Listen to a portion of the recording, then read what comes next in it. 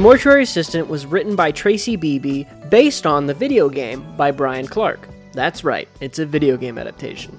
It's also directed by Jeremiah Kipp. It's available now to watch on Shudder or AMC+.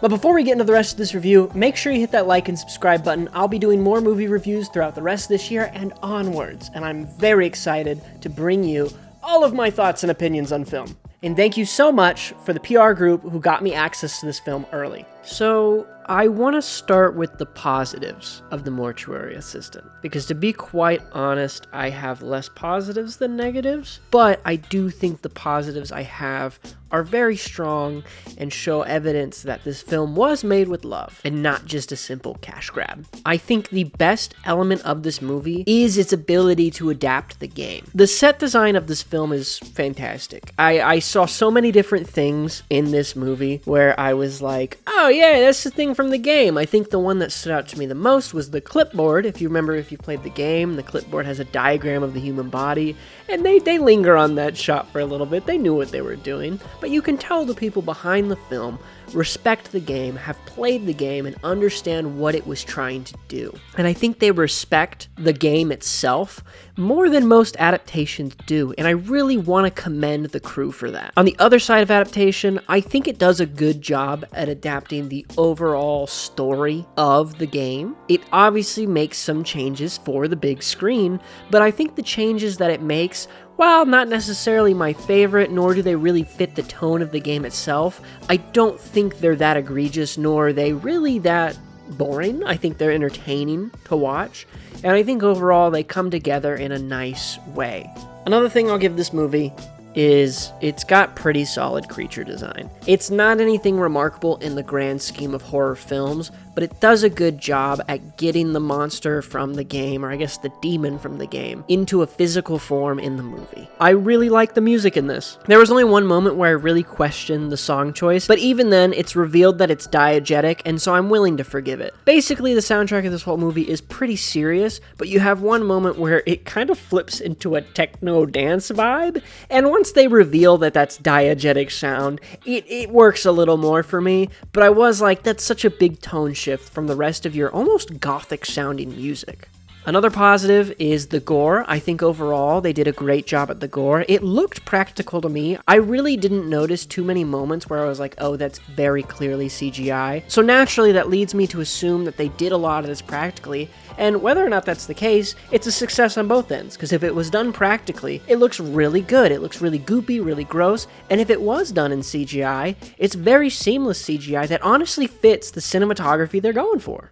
But outside of adaptation, I really personally didn't click with this movie. The cinematography, for example, and take this with a grain of salt, I haven't been behind the camera in a minute, but it feels like they're using either a fisheye or wide lens or a combination of both the entire movie. Does not matter what shot they're doing, it feels like it's either a wide lens or a fisheye. Now, this could just be because of the budget of the film, but if it was a stylistic choice, I just don't think it was the best one. It makes the film feel corny, much like its dialogue. Yeah, the dialogue overall is a little corny. You have these lore drop moments throughout the film, particularly in the opening of the film when we're getting the exposition revealed to us, to where I'm just like, you're just spelling it out for me. I don't want it spelled out. I want to discover this alongside the characters. It's like you told me the whole plot of the film in the opening, and then you're showing me it for the rest of the time. That could just be a product of me having played the game and understanding the story, but if I'm getting more out of the story watching Markiplier's Let's Play of the game, I feel like you haven't done total justice in terms of making this a serious plot. Because if you don't know how the games play out, it's a very serious story. There's some really important themes that it tackles. And while it tries to do it in the movie, I don't think it succeeds as well. Another example of some corny stuff is certain moments in the visuals and the actions. There was some moment in the film where the guy who is like the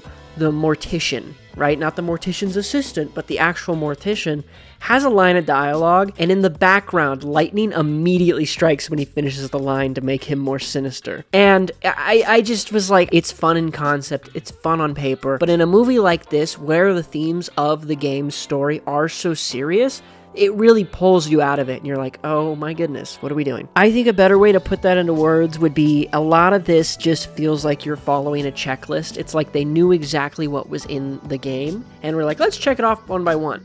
That being said, all these items on the checklist are still handled appropriately in terms of an adaptation, but in terms of filmmaking, it does just feel like we're going down the list in terms of, okay, we gotta make the movie do this, and this, and this, and this. Overall, the story and the dialogue really drag down what's otherwise a really solid experience, and as harsh as this rating might sound, I really feel in my heart of hearts I can't give this film any more than a 1. In terms of an adaptation, it does everything that I would want out of a mortuary assistant movie, but in terms of a film, it just doesn't hit the marks I would come to expect, especially of a film on Shudder. That being said, I do still think this film is worth your time if you've played the game. I did still enjoy myself, even though I would give it a lower rating. Just because a movie's on the lower end of the scale doesn't mean you can't have some fun out of it. And honestly, I still had a wonderful evening watching this film, and I don't regret the time I spent.